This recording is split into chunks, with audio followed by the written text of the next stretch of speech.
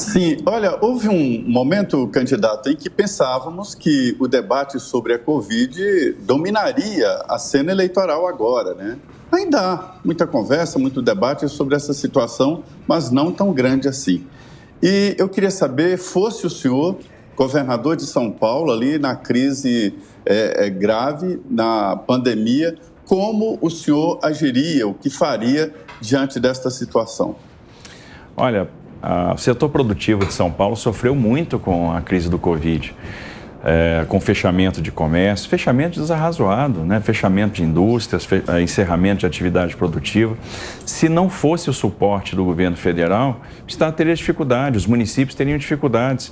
O governo mandou muito dinheiro para o enfrentamento direto ao Covid, postergou o pagamento de serviço da dívida, recompletou o saldo de fundo de participação em estados e municípios com os valores de arrecadação de 2019, né? Socorreu milhões de pessoas, 12 milhões de pessoas receberam aqui o auxílio emergencial. Foi um aporte de 66 bis só no auxílio emergencial. Socorreu empresas por meio do Pronamp, por meio do benefício emergencial. Se não tivesse sido a ação, né, inteligente, oportuna, dirigente do governo federal, estados e municípios não pagariam salários. Né? Vários municípios não pagariam salário, o serviço público ia morrer, porque os servidores não iam receber salário, né? A gente ia ter um comprometimento brutal de caixa desses municípios e eles não iam ter o que fazer. Né? A política desarrazoada que não pensou nas pessoas. Olha, qual o problema de eu, por exemplo, ir numa barbearia, né? Cortar o cabelo, uma coisa simples, né? Usando máscara, enfim, não teria problema nenhum. Então, foram ações tomadas com cunho eleitoral e desconectadas da ciência que foi tão conclamada naquele período. Olha o que o governo federal fez nesse período, reduziu tributos.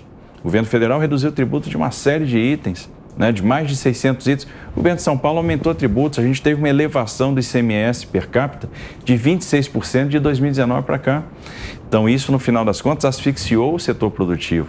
Então, a gente teria feito tudo absolutamente diferente do que foi feito aqui. Eu entendo que o governo federal deu suporte, atuou como deveria ter atuado e mais.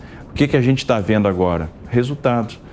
É interessante que o Brasil, nesse momento, é o único país do mundo que está crescendo, está gerando emprego e está conseguindo ser eficiente no combate à inflação. A inflação está em queda, deve chegar ao final do ano aí talvez na casa dos 6,5%, menor que Estados Unidos, menor que os países da zona do euro, né? Menor do que o Reino Unido. O custo do auxílio às pessoas é de 0,5% do PIB, em outros países ficou na casa de 1%, 2% do PIB, só que a gente está sendo muito mais eficiente. O Auxílio Brasil aí está ajudando as pessoas, o enfrentamento à questão do ICMS dos combustíveis está reduzindo o preço na bomba e não se tratou aqui de simplesmente dividir o bolo. Primeiro a gente fez o bolo crescer e depois dividiu, porque nunca se criou tanta empresa no Brasil em tão pouco tempo. Nós criamos empresas, nós estamos criando empregos. 4 milhões e 700 mil postos de trabalho formais de 2020 até aqui, um desemprego que já vai baixar da casa dos 9%. Então é notável o que está acontecendo no Brasil e é como disse o FMI, o cenário econômico é sombrio e a exceção é o Brasil. Por isso que eu falo, ter um Paulo Guedes conduzindo isso é um luxo. E houve muita coragem do presidente Bolsonaro nesse enfrentamento. É por isso que a gente está saindo bem do outro lado. Tem um legado. E ainda assim, com toda a confusão, pandemia, etc., a gente teve a capacidade de fazer nesses últimos anos 167 leilões de infraestrutura e contratar 900 bilhões de reais. Ou seja, o Brasil está pronto para dar um grande salto, para crescer muito. E realmente a gente deu uma demonstração de como se enfrenta uma crise com coragem, com providência, com ação, com estratégia.